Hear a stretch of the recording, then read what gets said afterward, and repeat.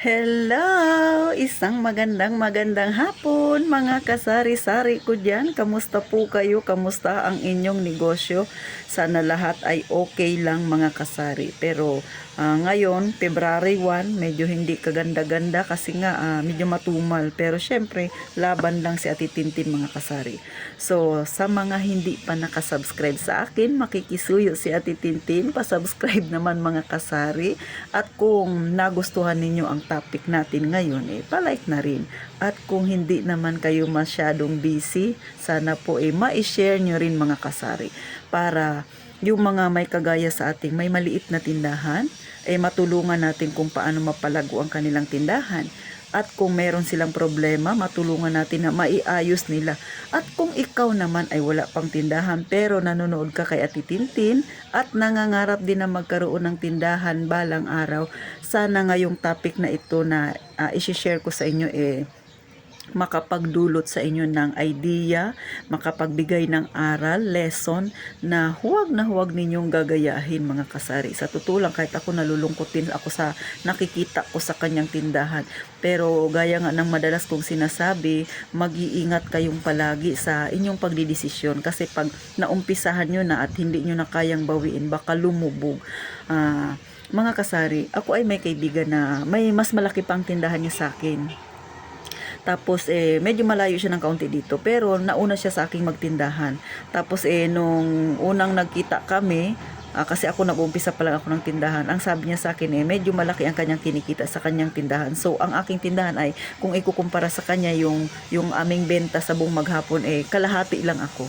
So, ganun mga kasari. So, na-share niya sa akin na sa akin ganito yung aking benta sa buong maghapon. So, ganun siya mga kasari. Ako naman ay natutuwa kasi nga medyo malaki yung kanyang benta.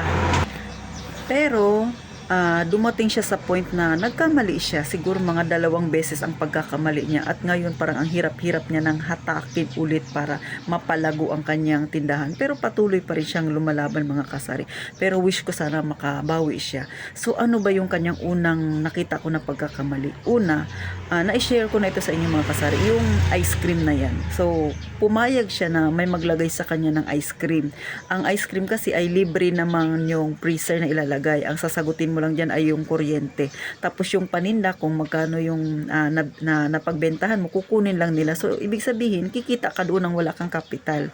Pero, syempre, ang iyong magiging kapital doon yung kuryente. Which is, dito sa amin banda, ay hindi siya advisable kasi napakamahal ng kuryente dito sa amin mga kasari. At ang paleko, nakailang taas na. So, ganun. Maliban pa doon, yung environment niya, medyo maraming bahay doon talaga sa kanila. Kaya lang, ang panahon nga dito sa amin, katulad ngayon, may araw, pero yung hangin ay malamig. So, ako nga ramdam ko yung yellow ko ay hindi masyado mabenta. So, yung ref ko, hindi siya naka number 3. Naka-on lang siya mga kasari. Hindi ko pa siya nilalagay sa kung anong number kasi nga, malamig. Ikot yan ang kuryente mo, di ba? So, ganun mga kasari, kanya-kanya strategy. So, sa kanya okay yun. Nung mga unang buwan niya, okay yung kanyang ice cream. Pero ito na nga, malapit na, siguro magdadalawang taon na yung ice cream niya na yan. So, napansin ko, siyempre ayoko rin mag-advise sa kanya mga kasari kasi nga malaki yung tindahan niya. Baka sabihin na lang, nakikialam ako sa kanya. Yun ang nakita kong problema niya. Hindi na masyadong mabenta. Tapos may kalaban siya sa harapan niya din na may tindahan na may ganyan din kagaya rin sa kanyang paninda. So, nag-aagawan sila ng customer. Maliban pa doon, tabi-tabi rin silang may tindahan. So, yun yung number 1 na pagkakamali, mga kasari. Kami nga dito, tabi-tabi. Hindi ko nga kinuha yung ice cream na yun. Kung tutuusin, ako pa lang dito sa banda na dito sa amin ang magkakaroon nun. Kaya lang, nakita ko yung aking consumer ay hindi afford.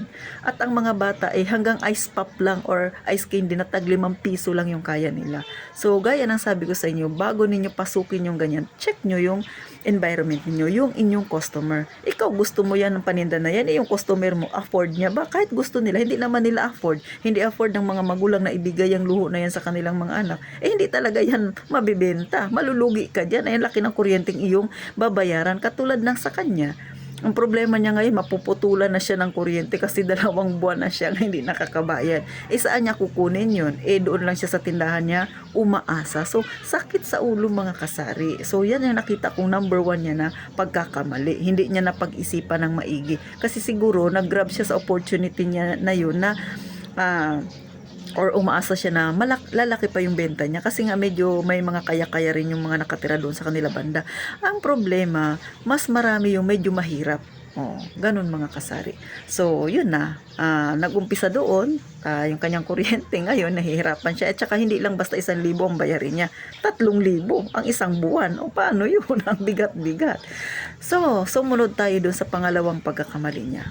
Nangutang siya sa microfinance sa siguro inakala niya na medyo maliit lang naman kasi lingguhan ang bayad nila. Okay yun. Ang problema, 3 yung kanyang slot na kinuha. So, mabigat na yun mga kasari kasi kada Lunes na babayaran niya 3 yun. So, kasi nung sumali rin ako dati, isang beses lang ako sumali doon sa sinalihan niya na yun, nakita ko ang kanyang binabayaran ay nasa mahigit 2,000 kada Lunes. Akong binabayaran ko nasa 500 lang kasama na yung savings. Pero isang beses lang ako sumali, nag-ayaw na ako kasi ako tinatry ko kung kaya. So kinuha ko lang ng 4 months yun mga kasari, pero sa tingin ko sabi ko hindi siya sa akin advisable. So ako ganun, nangungutang ako pero tinitingnan ko man kung kaya ko, pero kumukuha ako ng maliit lang na halaga tapos itatry ko siya. Kung sa palagay ko na medyo burden siya sa akin, hindi ko na tinutuloy, tinatapos ko lang siya at hindi na ako nagre-renew. So ganun yung style na titintin. Sa kanya 3 slot yung kinuha niya. So ito na, mabigat na. Siyempre mahigit 2,000 kada linggo-linggo ang babayaran niya. Tapos yung kuryente niya nasa 3,000. Sabihin na natin 2,500 na lang yung kuryente niya. O di ba mga kasari, mabigat pa rin yun ay linggo-linggo. At maliban pa doon, meron pa siyang utang na arawan. 'Di ba? May lingguhan na siya, may arawan pa siyang kinuha. Hindi ba sasakit ang ulo mo niyan mga kasari kung ikaw yun na sa kanyang kalagayan? Ay, naawa ako sa tindahan niya. At eto pa mga kasari, pagka natapos niya na yung utang niya doon sa sinarlihan niyang microfinance na 6 months niyang kinuha, tapos na rin ang tindahan niya, wala nang laman. So meaning mangungutang na naman siya, ilalaman niya na naman sa tindahan niya. Pagpatapos na siya doon sa pagbabayad, wala na ring laman yung tindahan niya. So uutang na naman siya. So ganun, utang. Pagka nakautang na siya ng pera, ibibili ng paninda, magkakalaman. Pagpatapos na siya sa utang niya, wala na ring laman ang tindahan niya. So, utang na naman. So, nakikita nyo, ganun lang ha. Ikot-ikot lang yung utang niya. Walang nangyayari.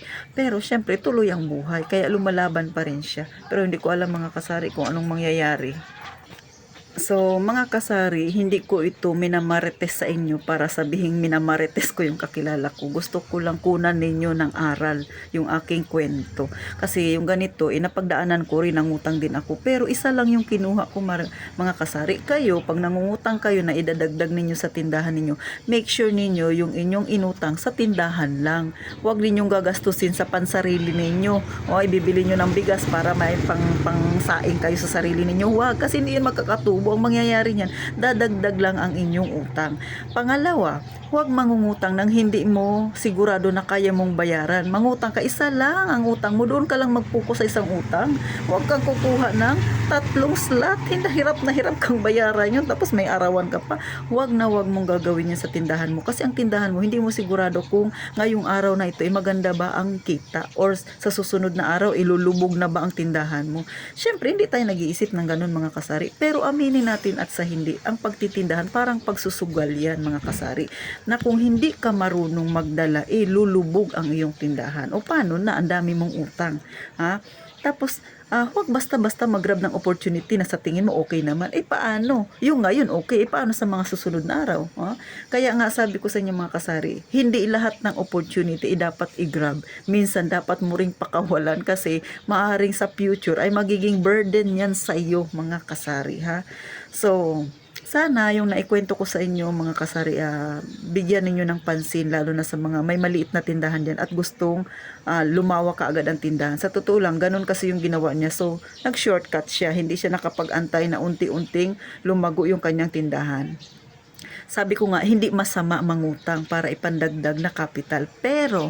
Pero pakatandaan na kung ang iyong ipambabayad kukunin mo sa tindahan, tapos ang iyong ikinabubuhay ay dyan din sa tindahan magmumula, mga kasari, mag-isip ng 100 times, ha?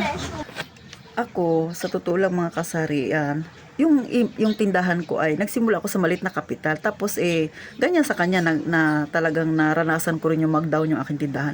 Pero nangutang ako, pero nag-stick lang ako sa isang utang. tinapos ko muna yung isa kong utang bago ulit mangutang. Huwag magdodoble-doble kasi yan ang malaking desisyon na mali, mga kasari.